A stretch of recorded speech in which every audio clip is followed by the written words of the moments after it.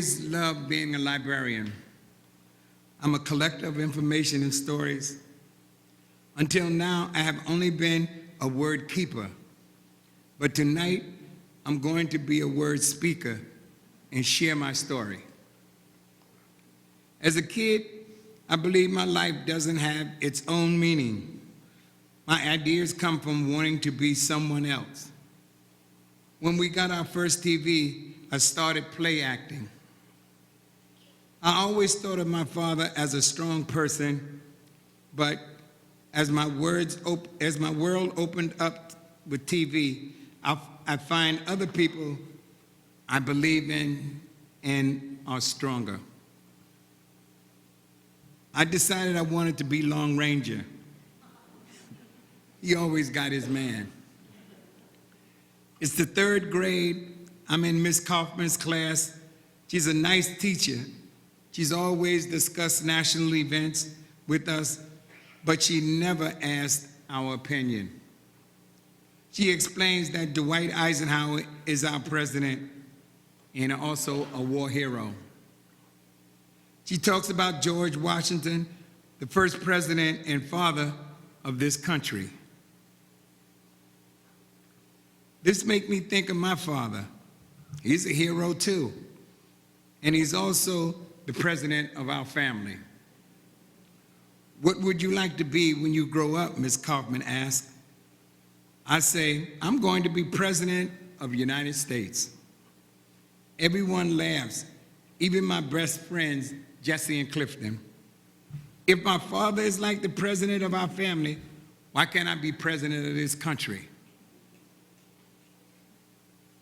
It's 1954, and Ms. Kaufman says it will be at least 150 years before a Negro will be elected president.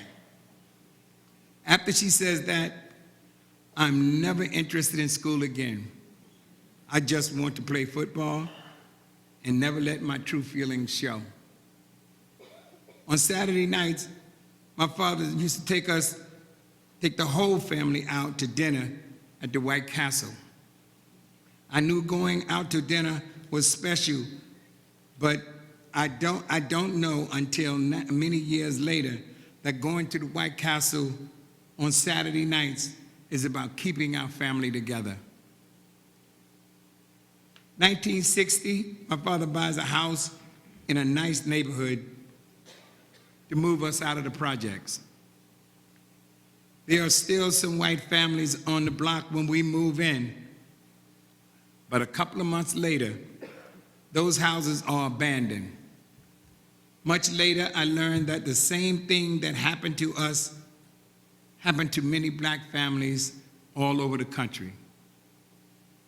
A real estate agent sells a house to one black family in a white neighborhood. Then, because of their fear, the white families flee the neighborhood, taking much less money than what their houses are worth. After that, the agent turns around and sells those houses to other black families at a much higher price. Banks won't give mortgages or only the worth kind of mortgage to families in these neighborhoods. That tactic is called redlining, because banks literally draw red lines around these neighborhoods and strategically discriminate against them. Redlining is one of the primary tactics that kept black families in this country from building any kind of wealth to pass on to their children. After moving to this neighborhood, instead of seeing my father as a hero, I see him as a person who gives up, someone who takes much grief from the white community. As a teenager, I started reading newspapers and I learned about racism and hatred. I started wondering why the school is always teaching us about the Europeans' advancement in America, but not about the accomplishments of black men or Native Americans. During my days at school, I'm always asking, didn't black folks contribute to this development of America? I decided that since I can't use my knowledge to be president, I'll become a community organizer.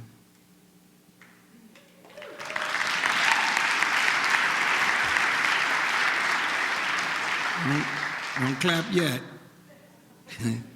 I joined the Panther Party, who was working with some white activist groups, and together we tried to organize tenants in the projects.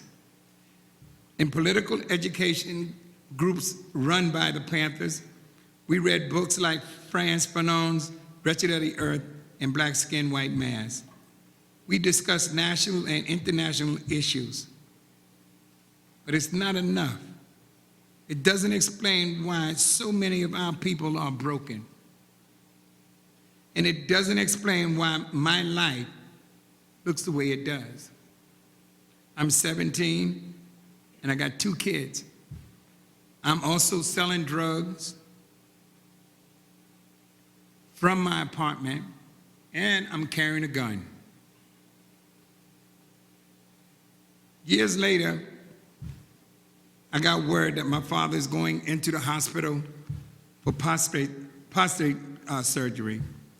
I come home to see him and decide to rest the night before and visit him the next day.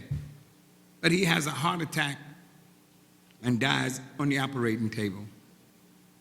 The next time I see my father is at the funeral parlor, where I go to dress him with my wife and sisters.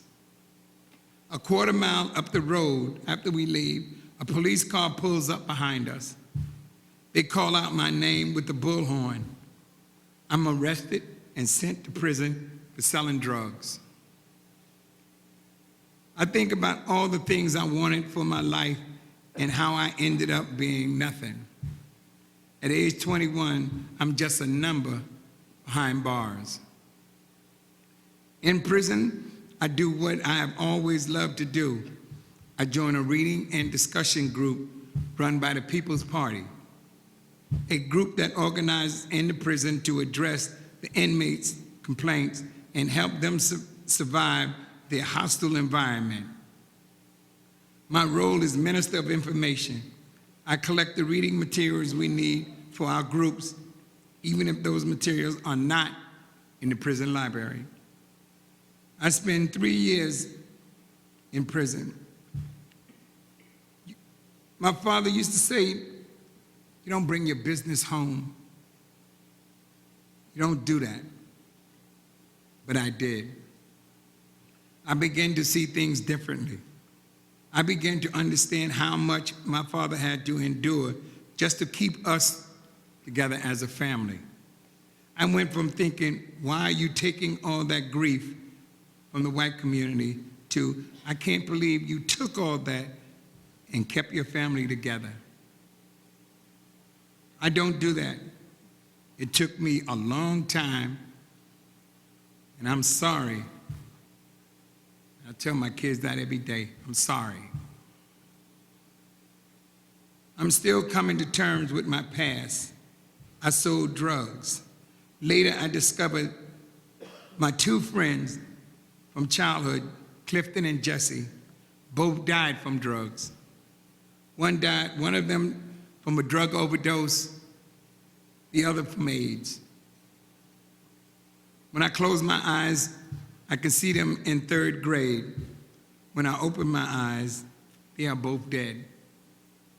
I learned a lot in Miss Kaufman's 3rd grade class. It was a turning point for me. I learned that I could never be president in my own country. That the world didn't care about my opinion, my hopes, or my ambitions. I learned that in the eyes of the white society, I didn't matter too much. I wondered if 3rd grade was a turning point for my 2 best friends and numerous classmates who didn't make it past their 20s. After I moved to Woodstock in 1996, I started working with a group of men from Poughkeepsie, a few I had been in prison with. I created the first of 2 African Roots libraries the Sadie Peterson Delaney African Roots Library at 29 North Hamilton Street in Poughkeepsie. In 2017, we opened our second African Roots Library at 43 Gill Street in Kingston.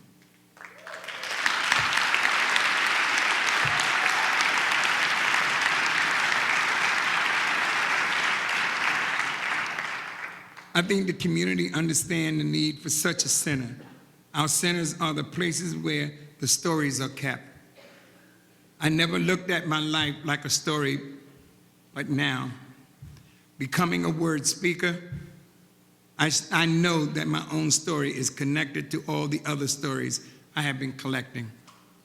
And like the other stories, it's worth sharing, amplifying, and pushing out into the community. Thank you.